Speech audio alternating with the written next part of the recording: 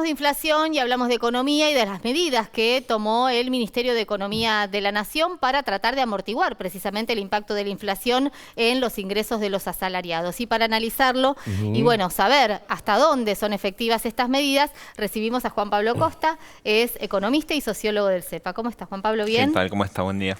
Bueno, primer análisis de las medidas. Hablamos de impuesto a las ganancias, hablamos también del impuesto al valor agregado, pero también de otros, digo, el bono, por ejemplo, para los trabajadores en blanco.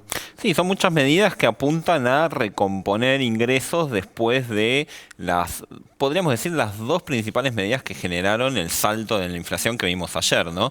Que fue, por un lado, el aumento del impuesto país. Son dos medidas impuestas por el Fondo Monetario, valga la redundancia. El aumento del impuesto país a fines de julio y la devaluación del 20% luego de las PASO.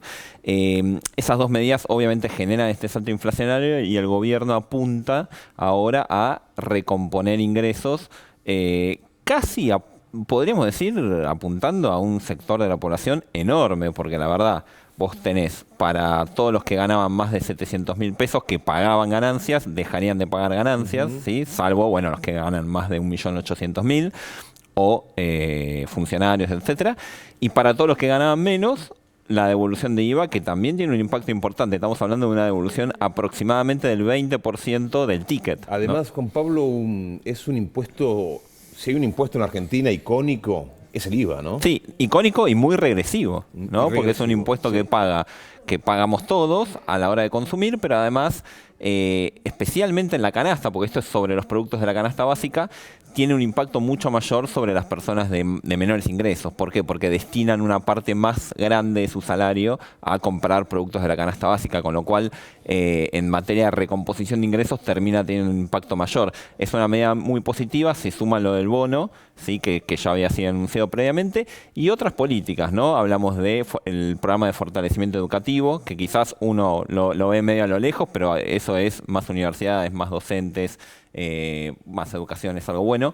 Y los programas de créditos, ¿sí? También que se habían anunciado para las familias.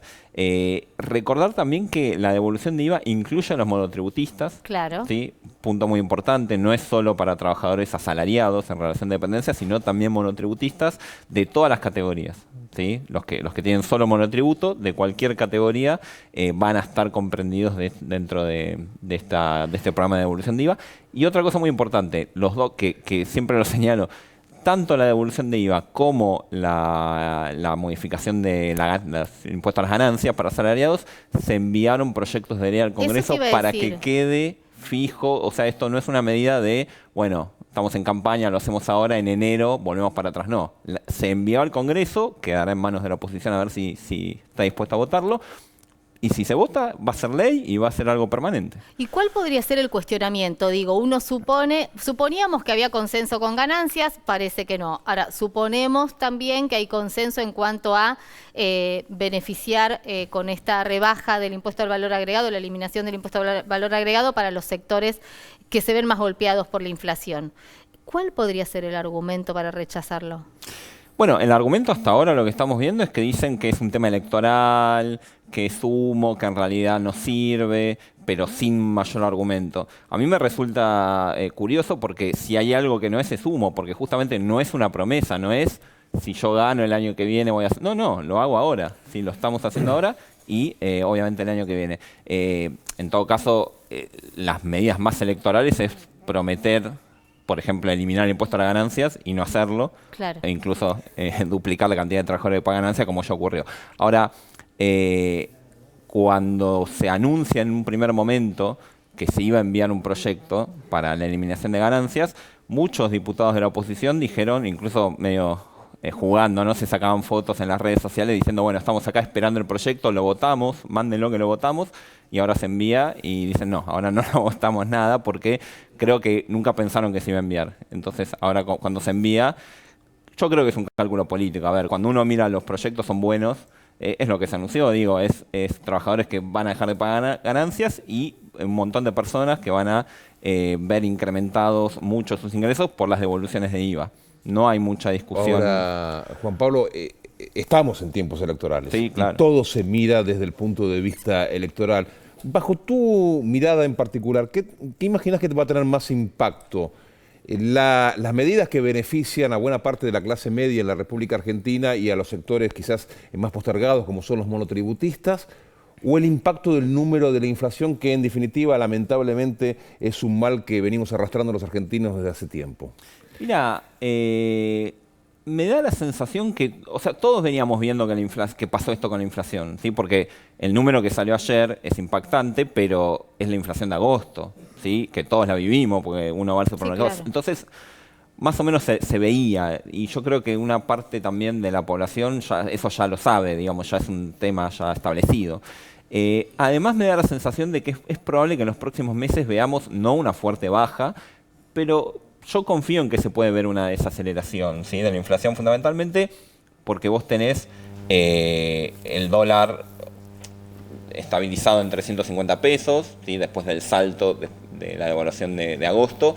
Eso va a seguir en ese monto, eso implica como un ancla, ¿no? Una especie de ancla. Lo mismo con el tema de las tarifas, lo mismo con el tema de los combustibles que van a estar congelados, es decir, tenés la medicina privada, las prepagas, con lo cual tenés toda una serie de precios que van a empezar a traccionar. ¿La salida de las elecciones imaginás que va a generar un tembladeral? Porque vos sabés cómo se maneja la City, ¿no? Se maneja por especulaciones más que por datos macro específicos, ¿no? Existen los mercados financieros y demás. Mira, por ahora no es lo que está ocurriendo. De hecho, contradictoriamente o no tanto, este año ha sido un año muy bueno para el mercado financiero en la Argentina, ¿no? Juan Pablo, hay dos cuestiones. Por un lado, el acuerdo con el Fondo Monetario Internacional, Sergio Massa, que ayer mismo decía que es inflacionario, en algún momento lo dijo Cristina Fernández de Kirchner, en algún momento lo dijo Máximo Kirchner, esto por un lado.